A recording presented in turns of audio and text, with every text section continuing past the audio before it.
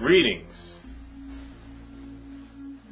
I'm Mr.Shadeed, and this is my online video profile where you receive face-to-face conversations on topics that intrigue me, ranging from politics to tech to music and the bigger picture that is life in general and how it all ties in together. Now, today's conversation is my views on Michael Arrington's leave of absence from the uber popular and very influential blog TechCrunch.com. Now, for those individuals who are uninitiated, those who may not have heard of TechCrunch, those who may have found this video post on my Facebook page or a link from another site and don't necessarily follow the news and notes from the tech industry or the entrepreneur industry, startup industry, here's a synopsis. Now, TechCrunch is a blog that covers Web 2.0 companies and products, and it's been around since 2005. It's a very influential blog and can bring good fortune immediately to a startup with a positive review and derail or hinder progress with a negative review of that startup. Now, due to its influence, TechCrunch.com also enjoys a great deal of scrutiny and criticism from competitors in the tech community in general.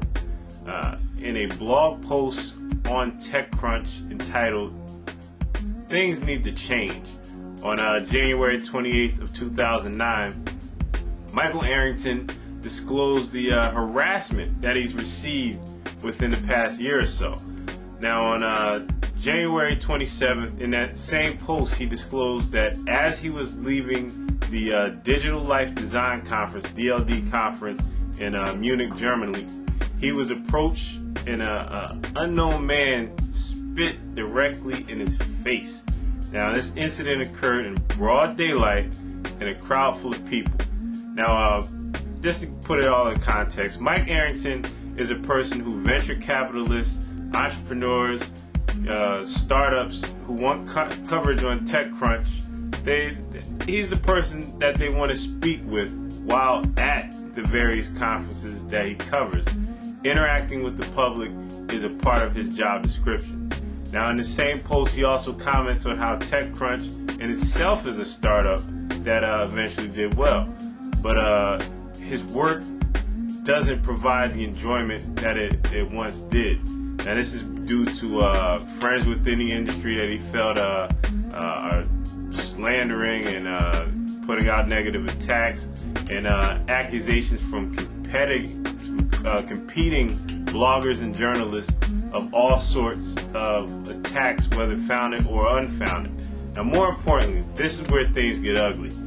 Now, over the summer of 2008, Michael Arrington started to receive death threats towards himself and his family from an individual with prior felony convictions under his belt.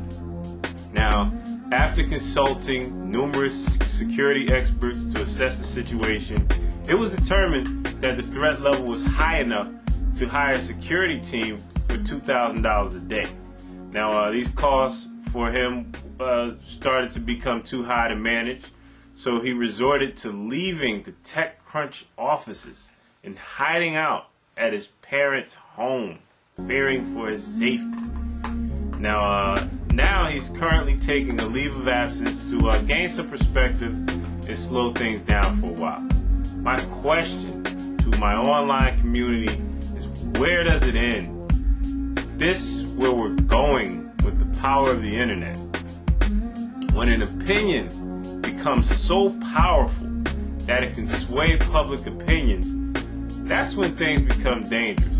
Now, when a person becomes so involved with an opinion that they resort to violence, that's when things become crazy, become scary. Now, let's put this into context. A man can be killed for having an opinion.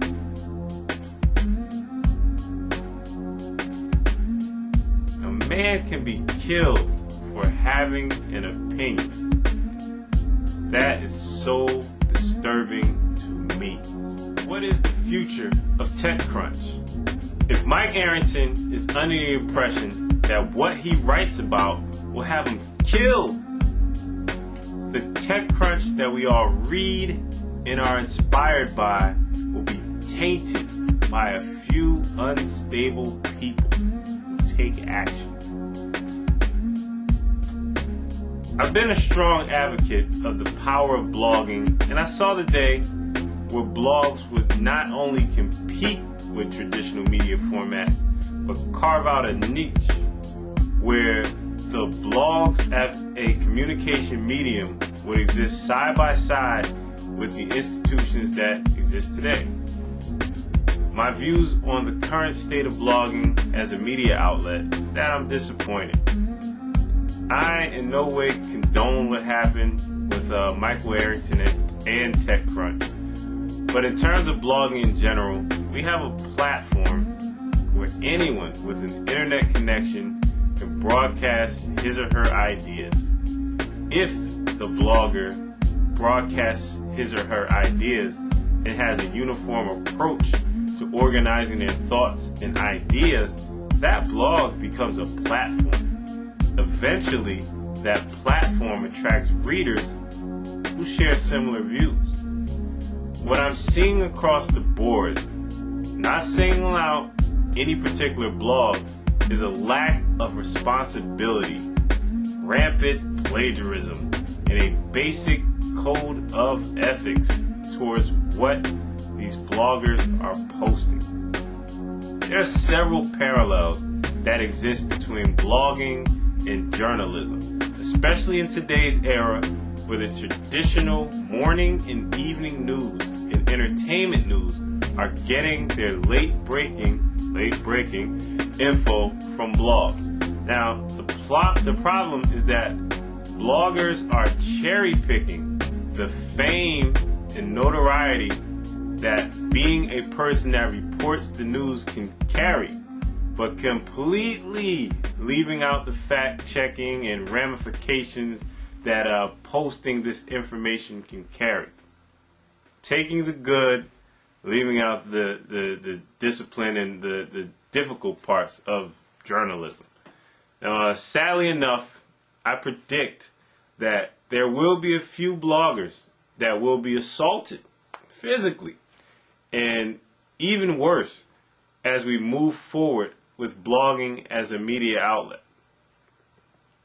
I believe and am calling for action for blogging outlets to require a seal/code of conduct that states that they will abide by specific journalistic standards such as fact-checking, verifying sources, etc. A widget or an image could be placed on those blogs that qualify for that standard to separate them from the rest. Now, this standard is not aimed at a 50-year-old woman who is blogging about her recipe for chocolate chip cookies, or a kid posting how he likes vintage Nintendo games. This is for blogs that are covering events, reporting the news, and doing reviews and analysis for their specific genre or industry. I'm saddened by the chain of events that have led to Michael Arrington's leave of absence, but for the rest of the online community, let's look at what we're doing and how our actions affect the world at large. Twitter.com/Mr.Shadeed. Ask Mr.Shadeed at Gmail. On Facebook. Let's discuss. Keep the conversation going. Go digital or go home.